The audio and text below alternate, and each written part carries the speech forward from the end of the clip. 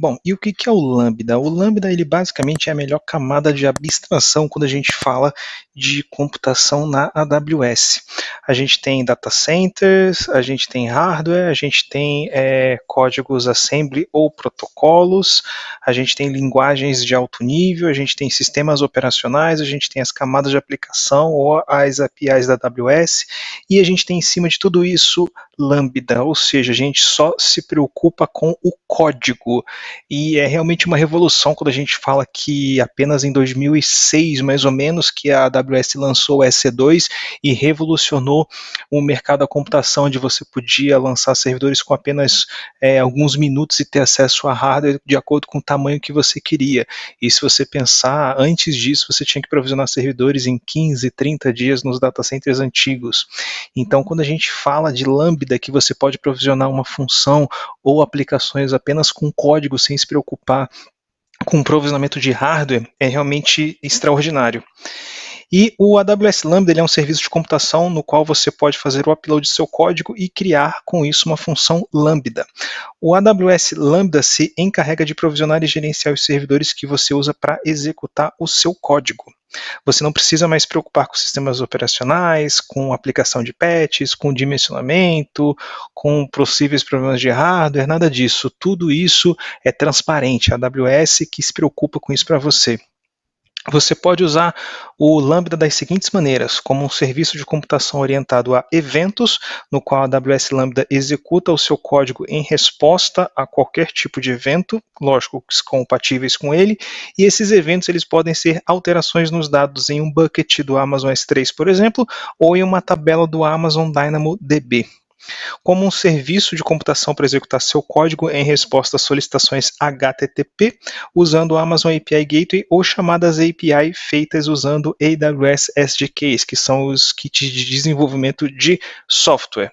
Então, basicamente, vamos ver um exemplo de implementação do Lambda. Você tem o seu usuário, o usuário, por exemplo, ele quer enviar ou converter um arquivo, seja ele, digamos, de doc para PDF, ou uma imagem de GIF para JPG e por aí vai. Então essa imagem ela é feita um upload, esse upload ele sensibiliza uma função Lambda, essa função Lambda converte o arquivo e pode armazenar, por exemplo, num banco de dados DynamoDB. E aí esse arquivo ele pode ser armazenado num bucket S3 e esse bucket S3 ser replicado para um outro bucket S3, por exemplo, com o Cross-Region Replication. Bom, um outro exemplo de implementação é quando você tem o usuário tem um arquivo, esse arquivo vai para uma função Lambda, essa função Lambda sensibiliza o Amazon API Gateway e o Amazon API Gateway armazena ou busca um dado no Amazon DynamoDB. E aí o DynamoDB também pode chamar uma função Lambda e aí sim fazer o armazenamento num bucket S3. Ou seja, você tem muita flexibilidade e você pode fazer funções Lambda chamarem outras funções Lambdas e as funções Lambdas elas praticamente se integram com quase todos os serviços da AWS, SQS, SWF, SNS para notificação e por aí vai. Então a diferença para a arquitetura tradicional, você tem o usuário chama ou entra numa aplicação via load balancer, a load balancer chama uma frota ou vários servidores EC2, esses servidores EC2 podem estar buscando dados no DynamoDB. Já quando a gente fala da arquitetura serverless, você tem os usuários eles vão bater, por exemplo, no API Gateway, o API Gateway chama uma função Lambda, e essa função Lambda chama o DynamoDB. A diferença entre essas duas arquiteturas está basicamente no custo, e também no provisionamento. As duas arquiteturas você pode fazer um infra as a code, só que o tempo de provisionamento delas, no caso da segunda, como é serverless, ou seja, é muito mais leve, vai ser muito mais rápido e é totalmente desacoplada. As linguagens de programação suportadas pelo Lambda. A gente tem Node.js, a gente tem Java, a gente tem Python, a gente tem PowerShell, a gente tem C# e a gente tem Go, ou seja, você tem um leque bem grande de linguagens que você pode estar executando e multiplicando funções. E lógico, uma função Java pode chamar uma Python? Pode. Uma função Python pode chamar uma Go? Pode. E por aí vai. Então, como o Lambda ele é cobrado? O número de requests, o primeiro 1.000.000 é de graça e depois você é cobrado 0,20 centavos de dólar por 1.000.000. até perdão pela Milão, né?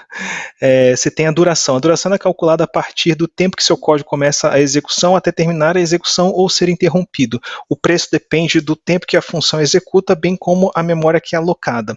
E você é cobrado aí 0,00001667 de centavos de dólar por cada giga de segundo executado. Então, as dicas do Lambda. O Lambda ele escala sempre para cima automaticamente, ou seja, ele aumenta o poder computacional dele. As funções Lambda elas são independentes. Um evento triga uma função. O Lambda ele é serverless. As funções Lambda podem acionar outras funções Lambda e um evento pode acionar X funções Lambdas e acionar outras funções em sequência.